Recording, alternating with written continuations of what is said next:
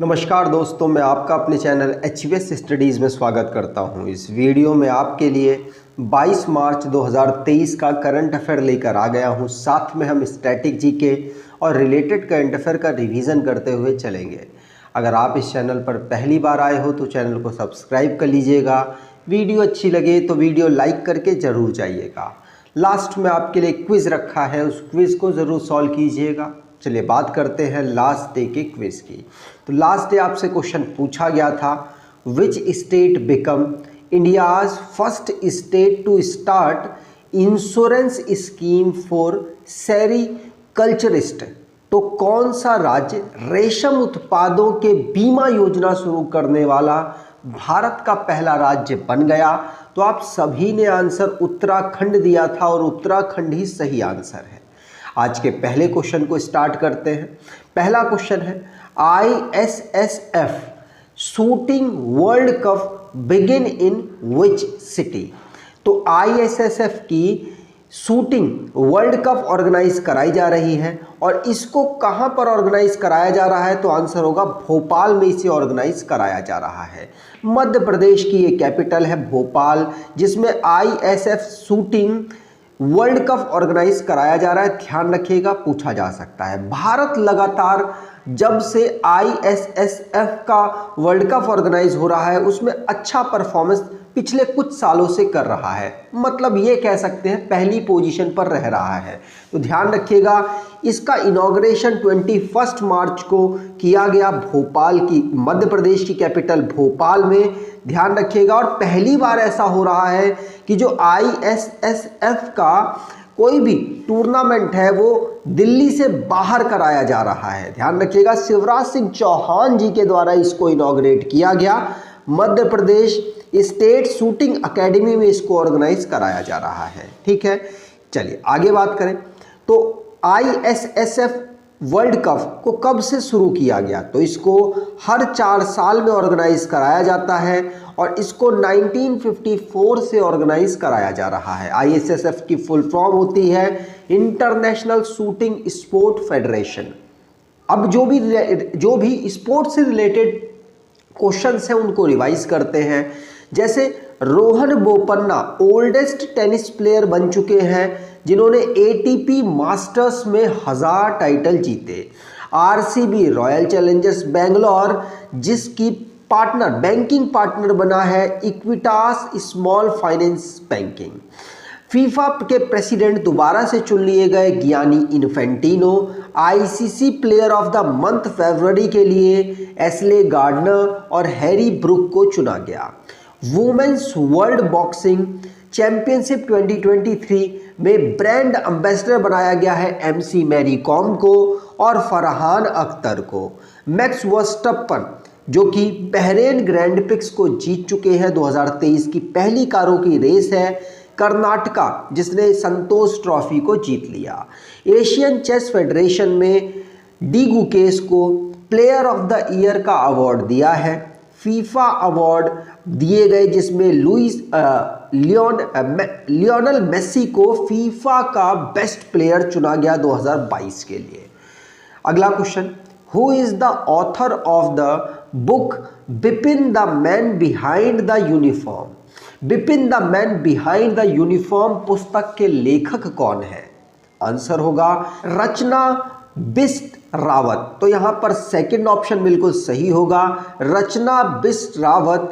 याद रखिएगा, Bipin the man behind the uniform के लेखक हैं। और विपिन रावत जी कौन है? तो आपको पता होना चाहिए, विपिन रावत जी हमारे पहले CDS थे, चीफ ऑफ डिफेंस स्टाफ थे।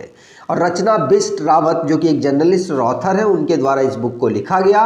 और जनरल विपिन रावत जी की बात करें तो वो शहीद हुए थे तमिलनाडु में 2021 में हेलीकॉप्टर क्रैश हुआ था उसमें।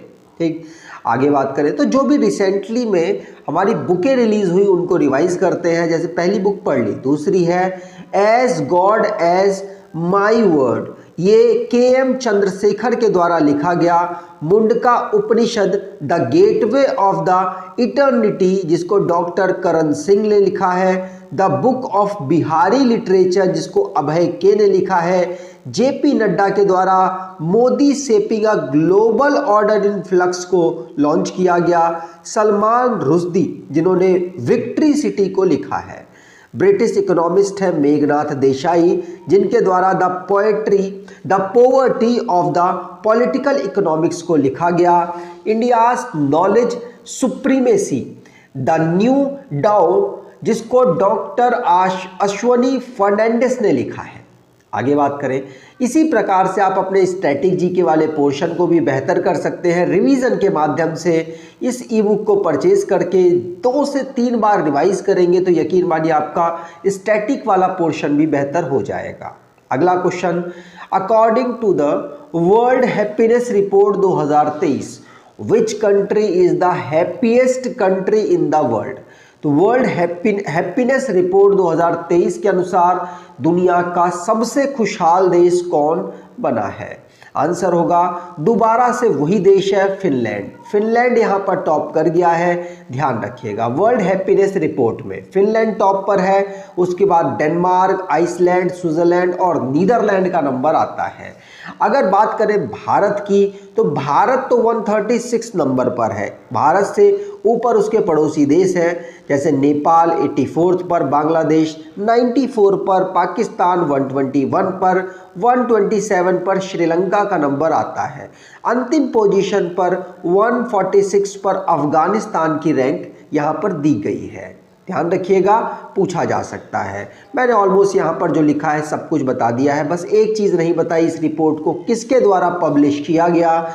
तो United nation sustainable development solutions network के द्वारा इसको लॉन्च किया गया। और याद रखिएगा ये लगातार फिनलैंड इसमें टॉप कर रहा है। आगे बात करें, जो भी रैंक और रिपोर्ट से रिलेटेड क्वेश्चंस बने हैं उनको रिवाइज करते हैं। जैसे लिटरेसी रेट इन इंडिया में बिहार है लो पर, कितना लो? 61.8%। केरला कितना हाई? 94%। दिल्ली एयरपोर्ट है इंदिरा गांधी इंटरनेशनल एयरपोर्ट, जिसको बेस्ट एयरपोर्ट इन साउथ एशिया का दर्जा स्काई ट्रैक्स के द्वारा दिया गया। सिप्री ने एक रिपोर्ट जारी की जिसमें यह बताया गया कि भारत पहली पोजीशन पर है दुनिया में आर्म्स को इंपोर्ट करने में, खरीदने में। भारत 8वें नंबर पर है most polluted country in the world में, और इसको स्विस फर्म IQ एयर की रिपोर्ट में ये लिस्टिंग की गई है। उत्तराखंड का रुद्रप्रयाग और टिहरी टॉप पोजीशन पर है लैंडस्लाइड इंडेक्स में, जिसको इसरो ने जारी किया। ह्यूमन डेवलपमेंट इंडेक्स जिसमें भारत की रैंक 132 रही, कितनी? 191 कंट्रीज में। भारत की रैंक 108 रही इलेक्टोरल डेमोक्रेसी इंडेक्स में। इंटरनेशनल IP या इंटेलेक्चुअल प्रॉपर्टी इंडेक्स में भारत की रैंक 42 रही 55 कंट्रीज में। आगे बात करें, अगला question, international day of happiness is celebrated on. तो अंतर्राष्ट्रीय प्रसन्नता दिवस कब मनाया जाता है? आंसर होगा ये हम मनाते हैं 20 मार्च को। 20 मार्च को हम इंटरनेशनल हैप्पीनेस डे ऑब्जर्व करते हैं। ध्यान रखिएगा, पूछा जा सकता है। इसकी थीम क्या है? तो इसकी theme be mindful, be grateful, be kind, ये इसकी थीम है। यूनाइटेड नेशन जनरल असेंबली के द्वारा इसको 2012 में अनाउंस किया गया था और 2013 में इसका पहला इवेंट ऑर्गेनाइज कराया गया। यूनाइटेड नेशन जनरल असेंबली के इस समय पर प्रेसिडेंट हैं जो कि 77 सेशन के लिए बनाए गए हैं HE सबा कोरोसी, और हेडक्वार्टर इसका न्यूयॉर्क यूनाइटेड स्टेट में है। आगे बात करें तो जो भी इंपॉर्टेंट डेज हमने पढ़े उनको रिवाइज करते हैं। पहला क्वेश्चन पढ़ लिया। दूसरा, इंडियाज ऑर्डिनेंस फैक्ट्री डे हम 18 मार्च को ऑब्जर्व करते हैं। ग्लोबल रिसाइकलिंग डे हम 18 मार्च को। वर्ल्ड स्लीप डे हम 17 मार्च को। वर्ल्ड कंज्यूमर राइट डे हम 15 मार्च को। International day of action on river 2023 को हम 14 मार्च को ऑब्जर्व करते हैं। वर्ल्ड किडनी डे हम 9 मार्च को, नो स्मोकिंग डे हम 8 मार्च को ऑब्जर्व करते हैं और 8 मार्च को ही हम इंटरनेशनल वुमेंस डे भी ऑब्जर्व करते हैं। अगला question, MCF Raebareli hockey stadium is named after which women hockey player. तो MCF रायबरेली हॉकी स्टेडियम का नाम किस महिला हॉकी खिलाड़ी के नाम पर रखा गया? तो आंसर होगा, ये रखा गया है रानी रामपाल के नाम पर। ये भारतीय महिला हॉकी टीम की कैप्टन है, ध्यान रखिएगा, इनके नाम पर ही इस स्टेडियम का नाम रखा गया। रायबरेली आपको बता दूं उत्तर प्रदेश में अवेलेबल है और ये है रानी रामपाल, ध्यान रखिएगा।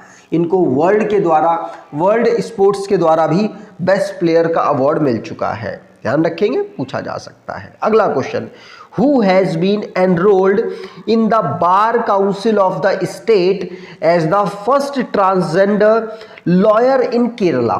तो केरल में पहले ट्रांसजेंडर वकील के रूप में राज्य की बार काउंसिल में किसे नामांकित किया गया है? तो आंसर यहां पर होगा, ये नामांकित किया गया है पद्मा लक्ष्मी को। पद्मा लक्ष्मी पहली ट्रांसजेंडर बनी है और इनको बार काउंसिल में जो स्टेट के ट्रांसजेंडर लॉयर के रूप में नामांकित किया, इन्होंने एनरोल किया है, ध्यान रखिएगा। ये है लक्ष्मी, ध्यान रखिएगा, पद्मा लक्ष्मी, और बार काउंसिल ऑफ स्टेट में इन्होंने एनरोल किया है। टोटल 1529 लॉ ग्रेजुएट यहाँ पर एनरोल कर चुके हैं, जिनमें से ये भी एक है, ध्यान रखेंगे, ठीक। और अगर इनके LLB की बात करें तो इन्होंने एर्नाकुलम गवर्नमेंट लॉ कॉलेज से अपना लॉ की डिग्री की है। तो जो भी रिसेंटली में अपॉइंटमेंट से रिलेटेड क्वेश्चंस बने हैं उनको रिवाइज करते हैं। जैसे पहला, जी कृष्ण कुमार, जिनको BPCL का चेयरमैन बनाया गया। अश्वनी कुमार, जो कि MD और CEO बने हैं यूको बैंक के। वाईकॉम 18 के ब्रांड एम्बेसडर MS धोनी बने हैं। कीर्तिवासन, जो कि CEO बने हैं किसके, TCS के। सी चेंजेस क्लाइमेट कैंपेन, जिसको श्रेया गोड़ावत के द्वारा लीड किया जाएगा, मतलब ये एम्बेसडर के रूप में अपॉइंट की गई है भारत में। और LIC, जिसने MD बनाया है तबलेश पांडे और M जगन्नाथ को। और गवर्नमेंट ऑफ इंडिया ने सिद्धार्थ मोहंती को LIC का चेयरमैन बनाया है इंटरिम। आगे बात करें, अगला question, which Indian company got India's first BIS licence to make fire resident steel. तो फायर रेजिस्टेंट स्टील किस कंपनी को यहाँ पर BIS के द्वारा लाइसेंस मिला है कि ये फायर रेजिस्टेंट है? आंसर होगा, ये मिला है स्टील जिंदल को, मतलब जिंदल स्टील को। तो पहला ऑप्शन यहाँ पर बिल्कुल सही होगा। जिंदल स्टील एंड पावर को bureau of Indian standard certification प्राप्त हुआ है। और आपको बता दूं ये मतलब इन्होंने कहाँ पर ऐसा स्टील डेवलप किया था? तो आपको बता दूं ये स्टील इन्होंने डेवलप किया rail mill and special profile mill में, जो कि रायगढ़ छत्तीसगढ़ में अवेलेबल है। वहां पर इन्होंने इस प्रकार की स्टील को डेवलप किया, ध्यान रखिएगा। आगे बात करें, अगला question, which state has tabled the advocate protection bill 2023। तो किस राज्य ने अधिवक्ता संरक्षण विधेयक 2023 पेश किया? तो आपको बता दूं, इस क्वेश्चन को बताने से पहले आप ध्यान रखिएगा कि हमारे द्वारा ना HVS स्टडीज 2.0 में हिंदी माध्यम से आपको करंट अफेयर कवर किया जा रहा है, तो आप उसको ज़रूर फॉलो कीजिएगा, आपको बेनिफिट मिलेगा। और जो हिंदी फॉलो करते हैं उनके लिए वहाँ पर स्वागत है, आप ज़रूर अपने दोस्तों अपने मित्रों तक फॉलो कीजिए। इसी प्रकार का पूरा मेथड हम वहाँ पर फॉलो कर रहे हैं। रिवीजन सेक्शन, स्टैटिक GK आपको पढ़ने में मज़ा आएगा, तो ज़रूर वहाँ पर आइएगा। यहाँ पर बात करें तो अधिवक्ता संरक्षण विधेयक राजस्थान में लॉन्च किया गया, तो यहाँ पर राजस्थान में पेश किया गया, तो थर्ड ऑप्शन यहाँ पर बिल्कुल सही होगा। क्या हो रहा है, वकीलों के ऊपर ना वकीलों के अगेंस्ट बहुत सारी दिक्कतें, जैसे क्रिमिनल फोर्सेस, क्रिमिनल इंटिमिडेशन और असॉल्ट लगाया जा रहा है, उनको दिक्कतें पैदा हो रही हैं, जिसको देखते हुए उनके वायलेंस को रोकते हुए इस राजस्थान ने एडवोकेट प्रोटेक्शन बिल 2023 को लॉन्च किया। ध्यान रखिएगा, पूछा जा सकता है। अब जो भी स्टेट से रिलेटेड करंट अफेयर बना है उसको रिवाइज करते हैं। पहला क्वेश्चन जिसमें राजस्थान के बारे में ही है, जिसमें 19 इन्होंने नए डिस्ट्रिक्ट बनाए हैं और टोटल अब 50 नए डिस्ट्रिक्ट हो चुके हैं। 3 नए डिवीज़न भी इनके द्वारा बनाए गए। उत्तराखंड की गवर्नमेंट जिसने 10% हॉरिजेंटल रिजर्वेशन दिया है, कहाँ पर? स्टेटहुड एक्टिविस्ट को। उत्तराखंड की बात करें तो इंडियाज फर्स्ट स्टेट जिसने इंश्योरेंस स्टार्ट किया है सेरिकल्चरिस्ट का, और साथ साथ महाराष्ट्र नागपुर में एक इनिशिएटिव चलाया गया है बैगर फ्री सिटी। मणिपुर में याओसंग फेस्टिवल ऑर्गेनाइज कराया गया। अतुकल पोंगला जो कि एक सेलिब्रेशन है जिसको महिलाएं करती हैं, केरल में ऑर्गेनाइज कराया गया। मऊगंज नाम का एक डिस्ट्रिक्ट बनाया है मध्य प्रदेश में, जो कि 53वें नंबर का एक नया डिस्ट्रिक्ट है। अगला question, which year has been proposed to be marked as the year of tourism. तो ईयर ऑफ टूरिज्म किस वर्ष को घोषित किया गया है? तो आंसर होगा 2023 को ईयर ऑफ टूरिज्म घोषित किया गया। पहला ऑप्शन बिल्कुल सही है। तो एससीओ टूरिज्म मिनिस्टर्स की कॉन्फ्रेंस ऑर्गेनाइज कराई गई वाराणसी में, वहीं पर 2023 को ईयर ऑफ टूरिज्म के रूप में घोषित किया गया, जिससे कि टूरिज्म सेक्टर जो कोरोना के बाद अफेक्ट हुआ है वो दोबारा से बेहतर किया जा सके। अगर एससीओ की बात करें तो संघाई कॉरपोरेशन ऑर्गेनाइजेशन इसकी फुल फॉर्म है।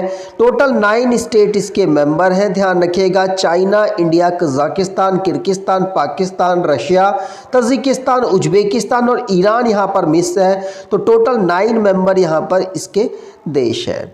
आज के क्विज की बात करें तो name the first Tamil author to be nominated for the International Booker Prize. तो अंतर्राष्ट्रीय बुकर पुरस्कार के लिए नामांकित होने वाले पहले तमिल लेखक का नाम बताएं। तो कमेंट बॉक्स में डिटेल में आंसर दीजिएगा। आपको ये वीडियो कैसी लगी ये भी कमेंट बॉक्स में ज़रूर बताइएगा। वीडियो अच्छी लगी हो तो लाइक करके ज़रूर जाइएगा, अपने दोस्तों तक शेयर कर दीजिएगा। धन्यवाद।